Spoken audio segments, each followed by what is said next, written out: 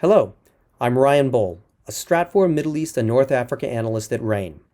This podcast is brought to you by RANE Worldview, powered by Stratfor, the world's leading geopolitical intelligence platform. Learn more at worldview.stratfor.com.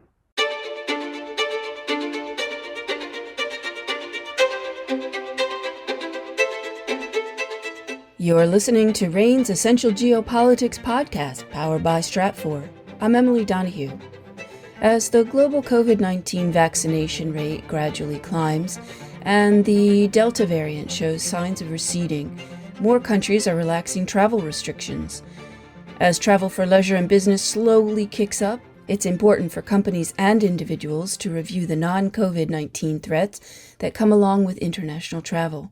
Here with guidance is Ben West, Stratfor Senior Global Security Analyst at RANE. Welcome to the podcast, Ben. Hi, Emily. Thank you. It's great to have you back. Let's hop right in here, and I'm going to ask you if you can refresh us. What are the main non-COVID related threats facing travelers? International travelers were an attractive target set for terrorist groups, criminal actors, and intelligence agencies before the pandemic, and they will continue to be attractive targets after the pandemic. For terrorist groups, targeting foreigners brings international attention and creates political challenges to governments that they typically oppose. Airports, hotels, and other places where foreign travelers concentrate create target-rich environments for criminals, and foreigners often carry more valuables than locals, at least in developing countries. Foreign travelers are also of interest to state-backed intelligence agencies that benefit over controlling the territory when those individuals of interest travel on their turf. And for those who cannot travel to conduct terrorist attacks, criminal activity, or espionage, foreign travelers are attractive because they're more opportune and just an easily accessible target. So, Ben, what part of foreign travel puts individuals at highest risk? Well, it depends on the country, and any responsible traveler should do some basic homework to understand what threats are unique to their destination. But in general, airports are incredibly dense target sets. Terrorists and criminal actors are known to target travelers on the soft side of airport. That's the departure or arrival halls, before or after the travelers leave the secured zone. And these are essentially public areas where hostile actors know that they have a good chance of encountering a foreign traveler, and they're not going to be screened if they're ahead of the security zone. Furthermore, immigration and customs checkpoints are strategic screening points for intelligence services identifying or gaining access to individuals of interest. Other places to be aware of: hotels, event centers, shopping malls, and areas generally popular with foreign tourists or business travelers are also going to be popular hunting grounds for terrorist groups, criminal actors, and spies.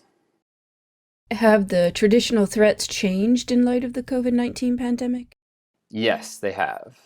So the nearly 2-year-long pause on international travel and movement in general has put extreme economic pressure on some areas, especially areas that are heavily reliant on tourism. So as international travel slowly resumes, economic desperation is likely to increase criminal activity against targets seen as easy and low risk, which are foreigners. Terrorism is a similar case. One of the reasons why we haven't seen many major international terrorist attacks in recent years is because restrictions on movement have made coordination more difficult, and restrictions on gathering have basically denied terrorists their preferred targets. However, terrorist grievances have certainly persisted, and in some cases even become more intense due to the COVID-19 pandemic. So travelers should definitely not be fooled by the lull in activity. Finally, travel restrictions associated with the COVID-19 threat, including increased monitoring, requirements to download certain apps, mandated quarantine periods, all benefit host country intelligence agencies seeking to collect valuable information on those foreign travelers. So just to restate it all, once international travel really starts to pick up again, so will the targeting of foreign travelers by terrorist groups, criminal actors, and intelligence agencies. Ben West is Stratfor Senior Global Security Analyst at RANE. Thanks, Ben. Thank you.